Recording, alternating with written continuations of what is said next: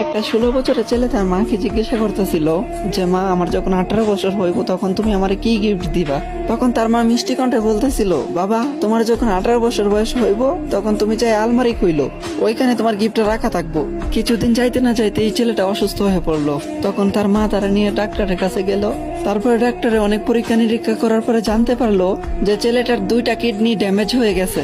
এই কথা শুনে তো মা পুরোপুরি ভেঙা পড়ছে, অনেক কান্না করতেছিল। তারপরে এমনি এমনি 2 বছর কাইটা গেল। 2 বছর পরে যখন ছেলেটা পুরোপুরি ভাবে সুস্থ হয়েছে, তখন বাড়িতে যখন ফিরে আসলো, তখন ছেলেটা জানতে পারলো যে তার মা আর বেঁচে নাই। তার মা তারা চাইরা অনেক আগে চলে গেছে। তখন ছেলেটা অনেক কান্না করতেছিল, আর কান্না করতে করতে তখন মনে পড়লো যে আলমারির কথা। তখন সে আলমারির কাছে যায়, আলমারিটা কইলা দেখলো ওইখানে একটা গিফট বক্স রাখা। যখনই গিফট বক্সটা ওপেন করলো তখনই দেখলো ওইখানে একটা চিঠি রাখা। আর এই চিঠিতে লেখা ছিল, এ আমার কলিজার টুকরা।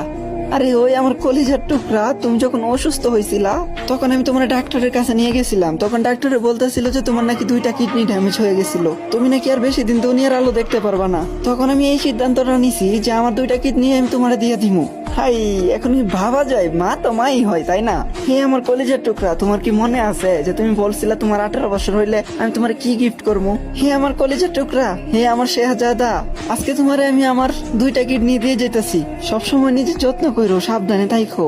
হ্যাপি বার্থডে মাই সান। আরে এটাই হয় মায়ের ভালোবাসা। মায়েরা কখনো স্বার্থ খোঁজে না, আর আজকালকার ছেলে মেয়েরা মায়ের কদর করতে জানে না। আরে ভাই, সময় থাকতে মায়ের কদর করো, হারায় গেলে কিন্তু আর পাইবা না।